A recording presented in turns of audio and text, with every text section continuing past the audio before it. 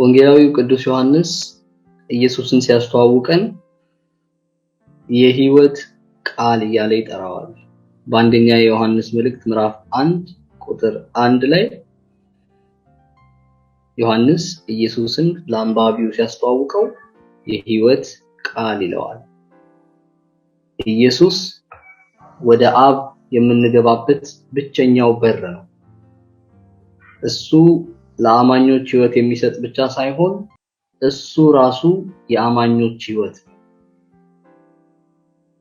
ስለዚህ ቅዱስ ዮሐንስ የሕይወት ቃል እያለ ይጠራዋል። ኢየሱስ ክርስቶስ ሥጋ የለበሰ ሕይወት ነው። ክርስቶስን እንደ ሕይወት አድርጎ መግለጽ በቅዱስ ዮሐንስ ጽሑፎች ውስጥ በጉልህ የሚስተዋል ቁም ነገር ነው። በዮሐንስ ወንጌል ምዕራፍ 1 ቁጥር 4 ላይ እንደምንመለከተው በእርሱ ሕይወት ነበረች፣ ሕይወትም የሰው ብርሃን ነበረች እያለ ኢየሱስን እንደ ሕይወት አድርጎ ያስቀምጥልናል። ጌታም ስለራሱ ሲናገር ይህንኑ ሐሳብ በሚያረጋግጥ መልኩ በዮሐንስ ወንጌል ምዕራፍ 11 ቁጥር 25 ላይ ትንሣኤና ሕይወት እኔ ነኝ ይላል። በሌላ ስፍራ ደግሞ በዮሐንስ ወንጌል ምዕራፍ 14 ቁጥር 6 ላይ እኔ መንገድና እውነት ሕይወትም ነኝ፣ በእኔ በኩል ካልሆነ በቀር ወደ አብ የሚመጣ ማንም የለም። ጌታ በዚህ አይነት አነጋገሩ እሱ የሕይወት ሁሉ መካከለኛ መሆኑን በግልጽ ይናገራል። በአንደኛ የዮሐንስ መልእክት ምዕራፍ 5 ከቁጥር 11 ጀምረን ስናነብ እግዚአብሔር የዘላለም ሕይወት እንደሰጠን ይህም ሕይወት በልጁ እንዳለ ምስክሩ ይህ ነው። ልጁ ያለው ሕይወት አለው፣ የእግዚአብሔር ልጅ የሌለው ሕይወት የለውም ተብሎ ተጽፏል። ልጁ ያለው ሕይወት አለው፣ የእግዚአብሔር ልጅ የሌለው ሕይወት የለውም። ይህ ሕይወት ክርስቶስ ኢየሱስ ራሱ ነው። ነገር ግን ዮሐንስ ልጁ ያለው ሕይወት አለው እያለ ሲናገር ልጁ የሚኖረው ማን ነው? ልጁ የሚኖረውስ እንዴት ነው ብለን መጠየቅ አለብን።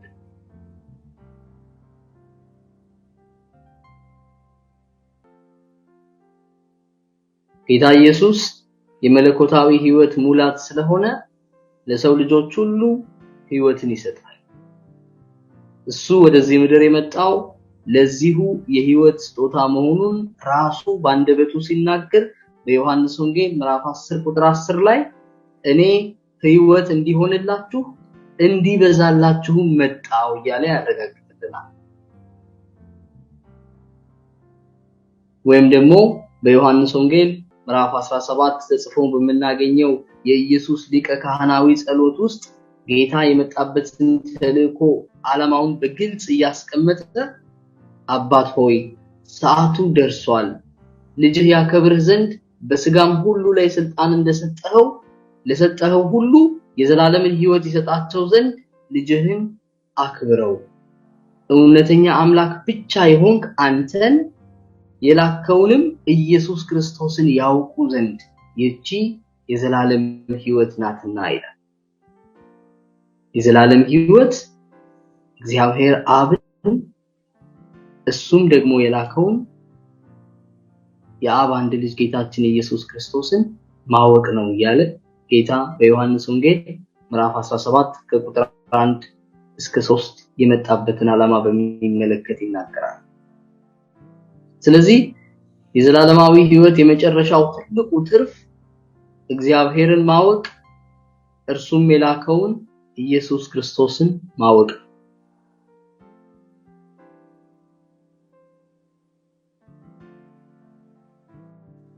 ቅዱስ ዮሐንስ በቀጥታ ከኢየሱስ ክርስቶስ የተቀበለውን ሕይወት በሚመለከት ይህ ሕይወት ምን አይነት ባህሪያት እንዳሉት ለክርስቲያኖች እያብራራ ሲናገር እነሱም ደግሞ ይህንኑ ህይወት እሱ በቀጥታ ከጌታ የተቀበለውን ክርስቲያኖች ግን በቀጥታ ሳይሆን በተዘዋዋሪ ማለትም በሚስጥራት በኩል ያንኑ ህይወት እንደሚቀበሉ ያስተምራል። ወንጌላዊው ቅዱስ ዮሐንስ ይህ እንዴት እንደሚከናወን ሲናገር ለተቀበሉት ሁሉ ግን በስሙ ለሚያምኑ ለእነርሱ የእግዚአብሔር ልጆች የመሆንን ስልጣን ሰጣቸው ይላል። ለተቀበሉት ሁሉ በስሙ ለሚያምኑ ለእነሱ የእግዚአብሔር ልጆች የመሆንን ስልጣን ሰጣቸው ይላል።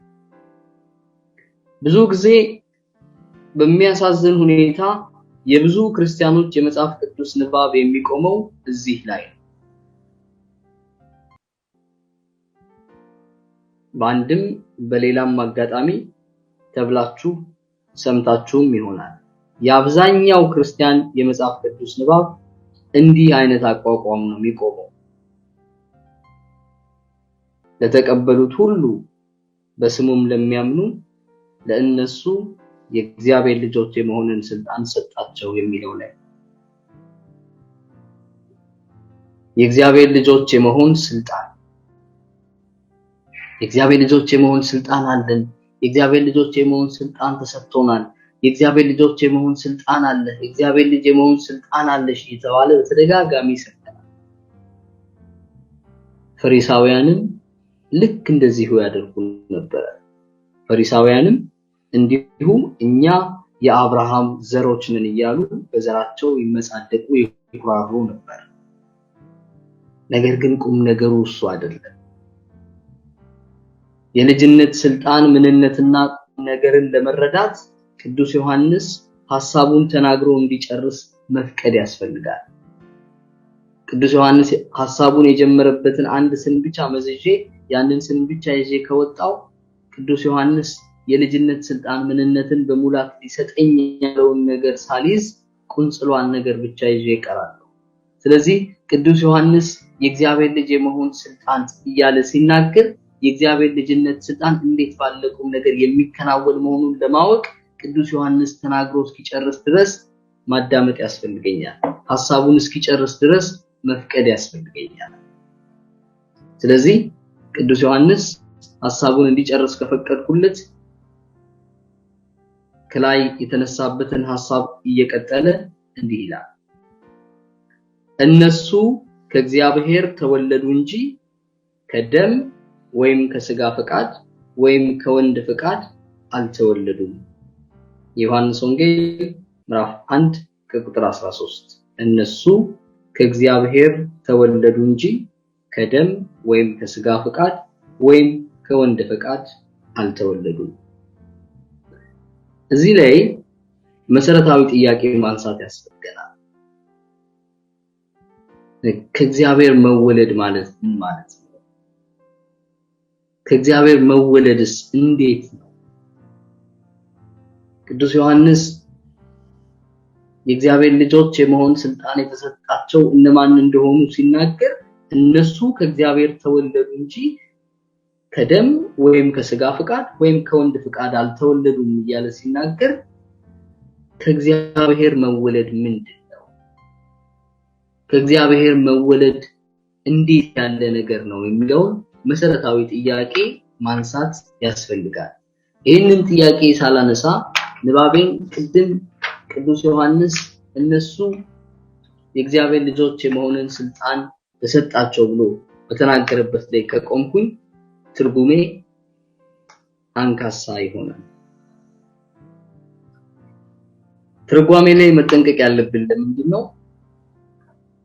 ትርጓሜያችን ነገረ መለኮታችንን ይቀርጻል። ነገረ መለኮታችን ትርጓሜያችንን ይቀርጻል። ጤናማ ትርጓሜ ካለኝ ጤናማ ኢየሱስ አለኝ። ጤናማ ትርጓሜ ከሌለኝ ጤናማ ኢየሱስ የለኝም። ጤናማ ትርጓሜ ካለኝ ጤናማ ኢየሱስ አለኝ። ጤናማ መንፈሳዊ ህይወት አለኝ። የተዛባ ትርጓሜ ካለኝ ስለ ኢየሱስ የተዛባ ግንዛቤ አለኝ። መንፈሳዊ ህይወቴም የተዛባ ነው የሚሆነው። ስለዚህ መሰረታዊ ቁም ነገር ስለሆነ ቆም ብሎ ማሰብ ቆም ብሎ ጥያቄዎቹን ደጋግሞ ማየት ያስፈልጋል።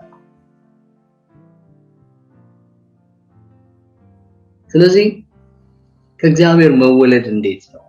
ከእግዚአብሔር መወለድ ማለት ምን ማለት ነው የሚለውን ሐሳብ ቅዱስ ዮሐንስ ሳይሆን ከእግዚአብሔር እንድንወለድ ምክንያት የሆነን ከእግዚአብሔርም በመስቀል ላይ የወለደን ጌታችን ኢየሱስ ክርስቶስ ራሱ ለኒቆዲሞስ ሲናገር በዮሐንስ ወንጌል ምዕራፍ 3 ላይ እንደምናነበው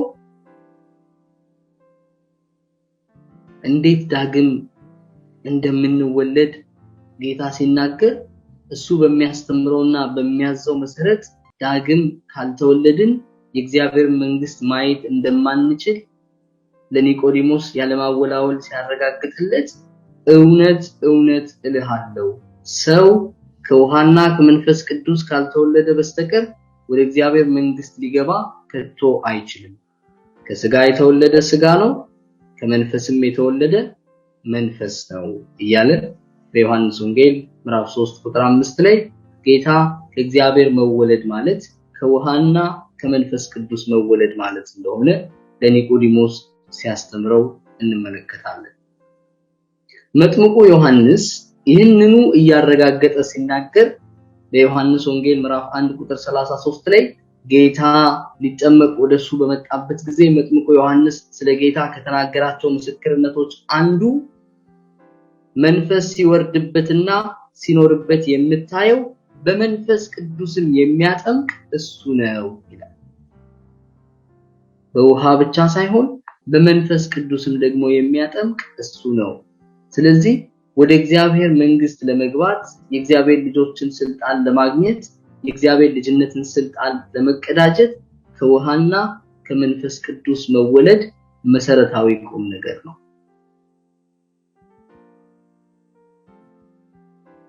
ለዚህ ነው ጌታ በዮሐንስ ወንጌል ምዕራፍ 4 ከቁጥር 13 ጀምሮ ስናነብ ለዛች ለሳምራዊቷ ሴት ሲናገር ከዚህ ውሃ የሚጠጣ ሁሉ እንደገና ይጠማል፣ እኔ ከምሰጠው ውሃ የሚጠጣ ግን ለዘላለም ከቶ አይጠማም፣ እኔ የምሰጠው ውሃ በእርሱ ውስጥ ለዘላለም ሕይወት የሚፈልቅ የውሃ ምንጭ ይሆናል እያለ ስለ ጥምቀት ውሃ ይናገራል። ጌታ አዲስ ውሃ እንደሚሰጥ ያም አዲስ ውሃ በክርስቲያን ሕይወት ውስጥ ለዘላለም ሕይወት የሚፈልቅ የውሃ ምንጭ ይሆናል ይላል። ጌታ የሚሰጠው ውሃ ለዘላለም ሕይወት የሚሆን ውሃ ለዘላለም ሕይወትም ከውስጣችን የሚፈልቅ ምንጭ የሚሆን ውሃ ነው። ስለዚህ ጌታ በዚህ አይነት መልኩ ስለ ጥምቀት አስፈላጊነት በተደጋጋሚ በዮሐንስ ወንጌል ጠንከር ባለ መልኩ ሲያስተምር እንመለከተዋለን።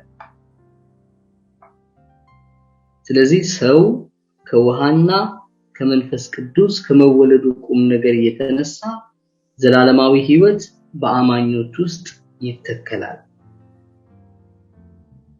ነገር ግን ይህ በአማኞች ውስጥ በውሃና በመንፈስ ቅዱስ የሚተከለው የእምነት ዘር ይህ የሕይወት ዛፍ ፍሬ የሚያፈራው ዮሐንስ በወንጌሉ ምዕራፍ 6 ከቁጥር 51 እስከ ቁጥር 58 እንደሚያስተምረው በቅዱስ ቁርባን ባለን ሱታፌ ኢየሱስ ይህንን እውነት በማያሻማ መልኩ በግልጽ ያስተምራል። የዮሐንስ ወንጌል ምዕራፍ 6 ከቁጥር 51 እስከ ቁጥር 58 ያለውን ብንመለከት ከሰማይ የወረደ ሕያው እንጀራ እኔ ነኝ፣ ሰው ከዚህ እንጀራ ቢበላ ለዘላለም ይኖራል፣ እኔም ስለ ዓለም ሕይወት የምሰጠው እንጀራ ሥጋዬ ነው። እውነት እውነት እላችኋለሁ የሰው ልጅ ሥጋ ካልበላችሁና ደሙን ካልጠጣችሁ በራሳችሁ ሕይወት የላችሁም። ሥጋዬን የሚበላ ደሜንም የሚጠጣ የዘላለም ሕይወት አለው፣ እኔም በመጨረሻው ቀን አስነሳዋለሁ። ሕያው አብ እንደላከኝና እኔም ከአብ የተነሳ ሕያው እንደምሆን እንዲሁ የሚበላኝ ደግሞ ከእኔ የተነሳ ሕያው ይሆናል እያለ ይናገራል። ስለዚህ በውሃና በመንፈስ ቅዱስ በአማኞች ውስጥ የተዘራው የእምነት ዘር በአማኞች ውስጥ እንዲያድግ በአማኞች ውስጥ ፍሬ እንዲያፈራ በአማኞች ውስጥ ትልቅ የእምነት ዛፍ እንዲሆን ቅዱስ ቁርባን ያስፈልገዋል መመገብ ያስፈልገዋል የምንመገበው የሕይወት እንጀራ ሌላ ነገር ሳይሆን ጌታችን ኢየሱስ ክርስቶስ ራሱ መሆኑን እሱ ራሱ ይናገራል ስለዚህ የጸጋ ሁሉ ምንጭ የሚገኘው ስጋ በለበሰው ዘላለማዊ ቃል በኢየሱስ ክርስቶስ ቅዱስ ስጋውና ክቡር ደሙ ገበታ ኢየሱስ በስጋውና በደሙ በነፍሱና በመለኮቱ በአማኙ ውስጥ የሚኖርበት ምስጢር አማኙን በመለኮት መልክ ይገልጠዋል አማኙን መንበረ ታቦት ያደርገዋል አማኙን በነፍስም በስጋም የተቀደሰ የእግዚአብሔር ቤተ መቅደስ በነፍስም በስጋም የተቀደሰ ቅድስተ ቅዱሳን ያደርገዋል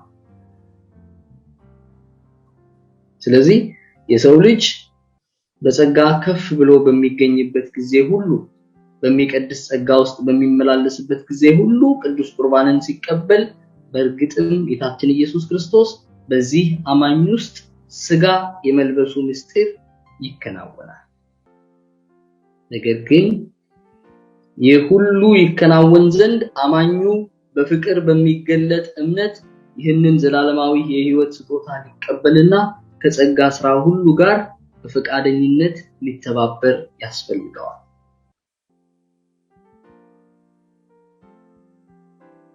ቅዱስ ዮሐንስ እምነት እያለ የሚጠራው አማኞች ከጌታችን ከኢየሱስ ክርስቶስ የሆነውን ዘላለማዊ ሕይወት ስጦታ በመንፈስ ቅዱስ አማካኝነት በሚስጥራቱ በኩል የሚቀበሉበትን ተግባር ነው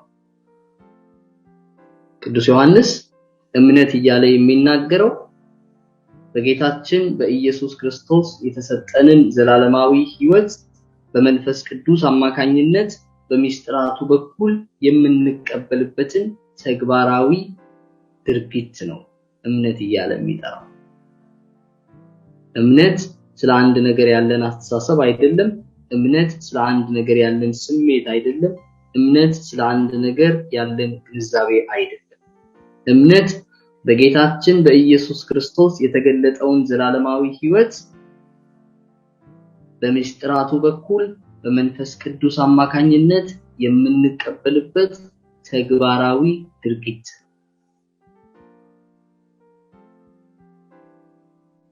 እምነት ርዕዮተ ዓለም አይደለም እምነት የተገለጠ የሚታይ ተጨባጭ የሆነ ሕይወት ነው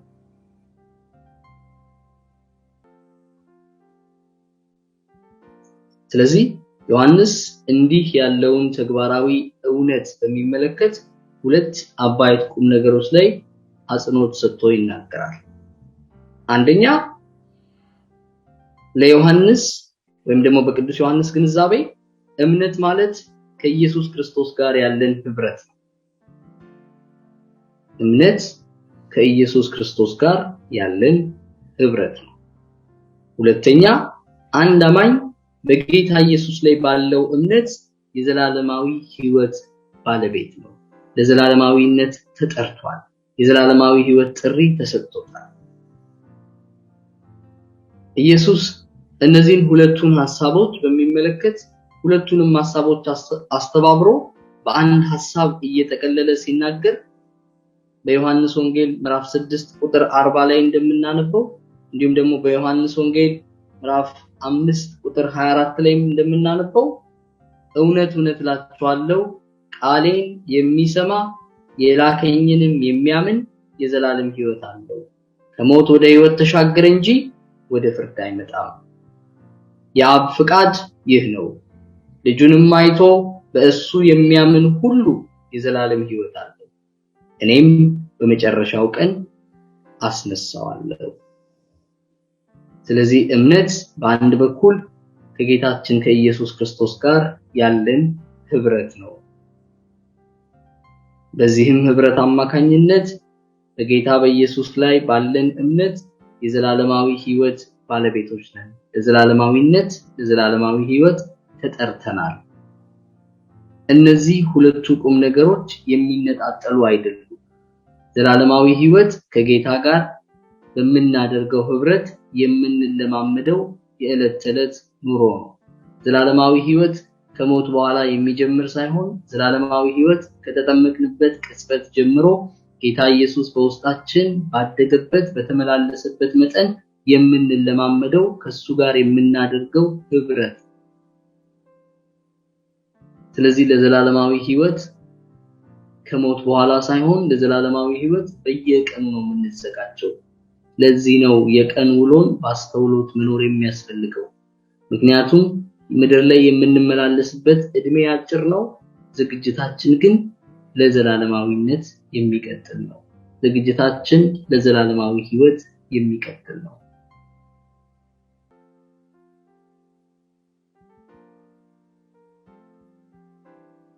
ነገር ግን የዚህ እምነት ዋነኛው ምስጢር የዚህ እምነት አስኳል ወይም ደግሞ የግልጠት ሁሉ ማሰሪያ ምን መሆኑን መመልከት ያስፈልገናል።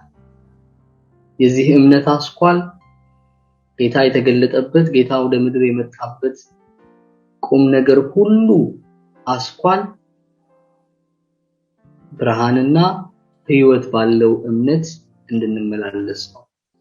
እምነታችን ብርሃንም ህይወትም ያለው እንዲሆን ነው። በዮሐንስ ወንጌል ምዕራፍ 14 ቁጥር 6 ላይ እንደምናነበው ኢየሱስ ወደ እምነት የመጣንበት መንገድ ነው፣ ያመንበትም እውነትና ህይወት እሱ ራሱ ነው። ኢየሱስ ወደ እምነት የመጣንበት መንገድ ያመንበትም እውነትና ህይወት እሱ ራሱ ነው። ስለመገለጥ ስናስብ እግዚአብሔር በልጁ በጌታችን በኢየሱስ ክርስቶስ በኩል በመንፈስ ቅዱስ ሥራ ራሱን ለሰው ልጆች ገለጠ ስንል ለሰው ልጆች የተሰጣቸው መገለጥ እግዚአብሔርን ከማየት ጋር የተያያዘ ግልጠት ነው። በግልጠት ውስጥ ማየት የሚባል ቁም ነገር አለ።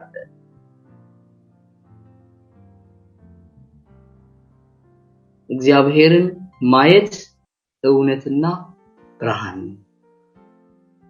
በእግዚአብሔር መኖር ደግሞ ህይወት ነው።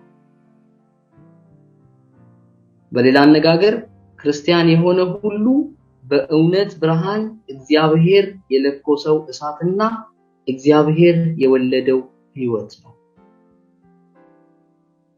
እያንዳንዱ ክርስቲያን በተጠመቀበት ቅጽበት እግዚአብሔር በእውነት ብርሃን የለኮሰው እሳትና እግዚአብሔር ራሱ የወለደው ህይወት ነው።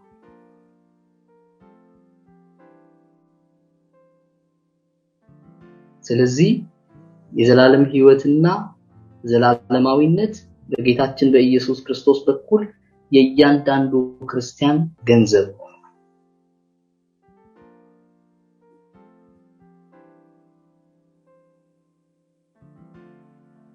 እምነት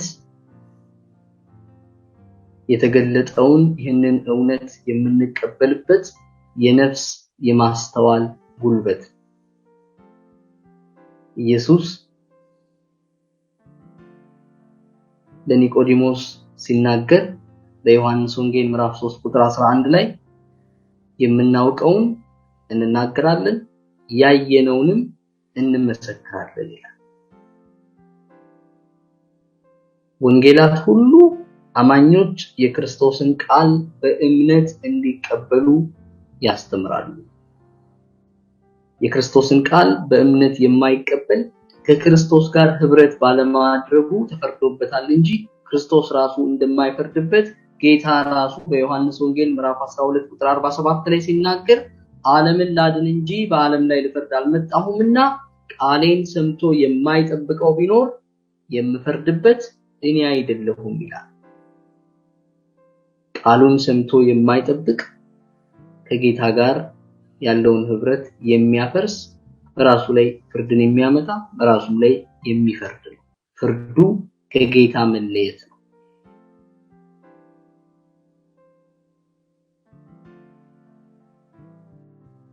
ምክንያቱም እምነት ከክርስቶስ ጋር ያለን ህብረት ነው። ለዚህ ነው ጌታችን ኢየሱስ ክርስቶስ ከኛ ጋር ይህንን ህብረት ለማድረግ በመናፈቅ ለአይሁዳውያን ወንድሞቹ ሲናገር በዮሐንስ ወንጌል ምዕራፍ 5 ቁጥር 40 ላይ እንደምናነበው ቁጭት በተሞላበት ናፍቆት በተሞላበት ሁኔታ ለአይሁዳውያን ወንድሞቹ ጥሪ ሲያቀርብላቸው ነገር ግን ህይወት ሊሆንላችሁ ወደኔ ልትመጡ አልወደዳችሁም ይላል። ህይወት ሊሆንላችሁ ወደኔ ልትመጡ አልወደዳችሁም።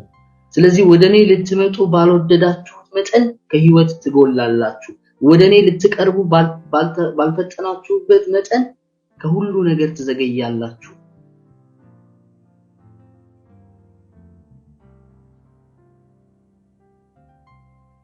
በዮሐንስ ወንጌል ምዕራፍ 6 ቁጥር 35 ላይ ጌታ ራሱ ወደኔ የሚመጣ ከቶ አይጠማም እያለ በተደጋጋሚ ከሱ ጋር ያለን ህብረት ወሳኝ የሆነ የእምነት አስኳል መሆኑን ይናገራል። ከጌታ ጋር ያለ ህብረት ቤተክርስቲያን መጥቼ የምዘምረው መዝሙር አይደለም። ከጌታ ጋር ያለ ህብረት ቤቴ መጽሐፍ ቅዱስ ከፍቼ የማነበው ንባብ አይደለም። ከጌታ ጋር ያለ ህብረት መቁጠሪያ ያደረኩ መንገድ ላይ ወይ ቁጭ ብዬ ወይ ቤቴ ውስጥ መዝሙር ከፍቼ ቤት እያጸዳው ማሳለፈው ጊዜ አይደለም። ዘመናዊ ንግግር ሆኖ ይሁን እንዴት ያለ ግንዛቤ ሆኖ ይሁን ብዙ አይረዳኝም። አንድ አልፎ አልፎ ህብረት አደርጋለሁ ሲሉ ሰማለሁ ሰዎች። እኔ ህብረት አደርጋለሁ ምናምን ሲሉ ሰማለሁ። ከጌታ ጋር ህብረት ማድረግ መንፈስ ቅዱስ በኢየሱስ ክርስቶስ መልክ እንዲቀርጸኝ በእግዚአብሔር ፊት የተወደደ መዓዛ ያለኝ የተቀደሰ መስዋዕት አድርጎ እንዲያቀርበኝ ራሴን በመንፈስ ቅዱስ እጆች ውስጥ መፍቀድ ነው። ራሴን በመንፈስ ቅዱስ እጆች ውስጥ መተው ነው። ራሴን በመንፈስ ቅዱስ እጆች ውስጥ የምተውና ከጌታ ጋር ህብረት የማደርገው እኔ ራሴ ሳልሆን መንፈስ ቅዱስ ራሱ በመንበረ ታቦት ላይ ከቀረበው መባ ጋር ከፍ እንዲያደርገኝ በመስዋዕተ ቅዳሴ ባለኝ ሱታፌ ራሴን አዘጋጅቼ ስቀርብ ነው። ምክንያቱም ካህኑ ቅዳሴውን ሲጀምር መንፈስ ቅዱስ ከሰማያት ወርዶ ይህንን መባ የሚከልልበትና የሚያጠላባት ይቺ ሰዓት ምን ያህል የምታስደንቅ ናት፣ ይቺ ቀን ምን ያህል የምታስፈራ ናት ይላል። መንፈስ ቅዱስ በመንበረ ታቦት ላይ ያለውን መባ በመንበረ ታቦት ላይ የቀረበውን ነገር የኔን ህይወት ጭምር ነው በጌታችን በኢየሱስ ክርስቶስ በኩል በእግዚአብሔር ፊት ከፍ አድርጎ መልካም መዓዛ ያለው የተቀደሰ መስዋዕት አድርጎ የሚያቀርብ።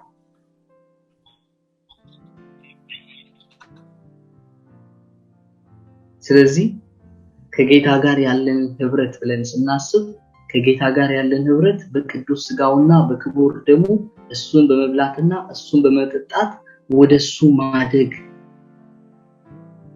ወደ ጌታ ሊያሳድገን የሚችለው ነገር ጌታ ራሱ ብቻ ነው። የኔ ዕውቀት፣ የኔ መዝሙር፣ የኔ መጽሐፍ ቅዱስ ችሎታ፣ የኔ ጸሎት፣ የኔ ቤቴን ዘግቼ በመዝሙር ማምለክ በሉት ምን በሉት ንቅንቅ አያደርገኝም። ወደ ጌታ የሚያስጠጋኝ በጌታ መልክ የሚቀርጸኝ ጌታን የሚያስመስለኝ ቅዱስ ስጋውና ክቡር ደሙ ነው። ኢየሱስ እዛ ላይ ዝንፍ የሚል ኢየሱስ እዛ ላይ ወደ ግራና ወደ ቀኝ ኮምፕሮማይዝ የሚያደርግ ሐሳብ የለውም። በግልጽ ከስር አስምሮበት ነው የሚናገረው። ስጋዬን የሚበላ ደሜን የሚጠጣ የዘላለም ሕይወት አለው። ስጋዬን የማይበላ ደሜን የማይጠጣ የዘላለም ሕይወት የለውም። 4 ነጥብ። ስለዚህ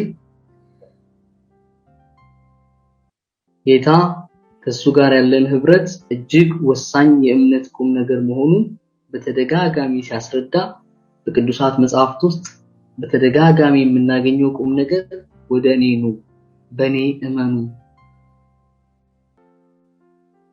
ወደኔ የሚመጣ ከቶ አይጠማም እያለ ሰዎችን ሁሉ ወደሱ ሲጠራ ሰዎችን ሁሉ ወደሱ ሲጋብዝ የሚጠቀምባቸው እነዚህ ተደጋጋሚ የፍቅር ጥሪ ቃላቶች በወንጌሎች ሁሉ ውስጥ እናገኛለን።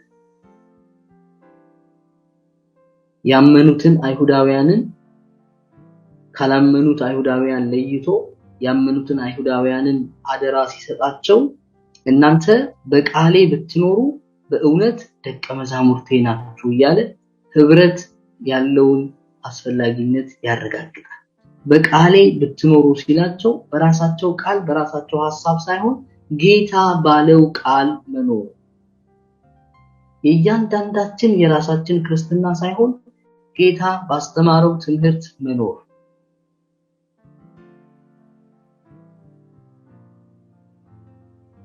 በዛ ብትኖሩ በእውነት ደቀ መዛሙርቴ ናችሁ እያለ አይሁዳውያኑን አደራ ሲሰጣቸው እንመለከታለን።